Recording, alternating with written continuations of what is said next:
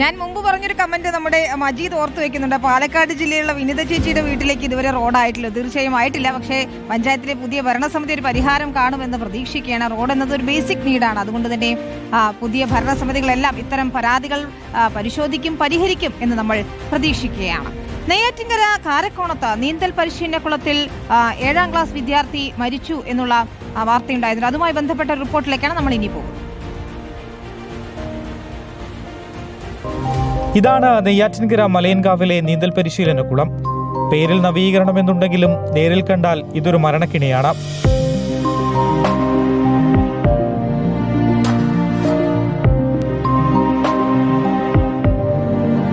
മലയൻകാവ് സ്വദേശി ഷാജിയുടെ മകൻ നിയാസിന് ഇന്ന് സ്വന്തം ജീവൻ നൽകേണ്ടി വന്നത് ഈ പായൽക്കൂട്ടത്തിൽ കുടുങ്ങിയാണ്. സഹോദരനൊപ്പം നീന്താനിറങ്ങിയ നിയാസിന്റെ കാലുകൾ കുളത്തിലെ ആമ്പൽ വള്ളികളിൽ കുടുങ്ങുകയായിരുന്നു. തെരഞ്ഞെടുപ്പ് ലക്ഷ്യമിട്ട് പണി പൂർത്തിയാകാതെ കുളം തുറന്നുകൊടുത്തതാണ് ഈ വലിയ ദുരന്തത്തിന് കാരണമെന്ന് നാട്ടുകാർ ഒന്നടങ്കം പറയുന്നു. കഴിഞ്ഞ 2 തവണ ഇങ്ങനെ കാര്യങ്ങൾ കാണുകയും കുട്ടികളെ നമ്മൾ ഇതിനകത്ത് നിന്ന് രക്ഷപ്പെടുത്തുകയും ചെയ്തത്. ഇത്തവണ രാവിലെ ഒരു 10 മണിക്ക് സംഭവം നടന്നു. ഇവിടെ ആരും ഉണ്ടായില്ല. അങ്ങനെയാണ് ഈ ഒരു ഇൻസിഡന്റ് ഉണ്ടായത്. നമ്മൾ ആരെങ്കിലും ഉണ്ടായിരുന്ന ഒരു കൊച്ചിന്റെ ജീവൻ രക്ഷപ്പെടുത്താൻ പറ്റിയാനെ. കുളത്തിന് സമീപത്തെ ടർഫിന്റെ അവസ്ഥയും ഇതിലും ദയനീയമാണ്.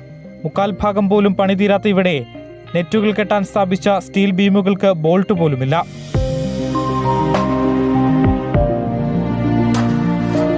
കറണ്ട് കണക്ഷനോ മറ്റടിസ്ഥാന സൗകര്യങ്ങളോ ഇല്ലാത്ത ഈ ടർഫിൽ ആരും തിരിഞ്ഞു നോക്കാനില്ലാത്ത അവസ്ഥയാണ്. ഇനി മെയിൻ റോഡിൽ നിന്നും ഇവിടേക്ക് വരാനുള്ള വഴി കൂടി ഒന്ന് കണ്ടു നോക്കൂ.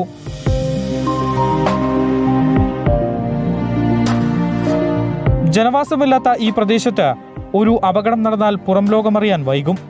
ബാക്കി പണികൾ ഉടൻ പൂർത്തിയാക്കുമെന്നും സുരക്ഷ ഉറപ്പാക്കുമെന്നും പഞ്ചായത്ത് വിശദീകരിക്കുമ്പോഴും അധികൃതരുടെ അനാസ്ഥയിൽ പൊനിഞ്ഞ നിയാസിന്റെ മരണം ഒരു വലിയ ചോദ്യചിഹ്നമായി മാറുകയാണ്.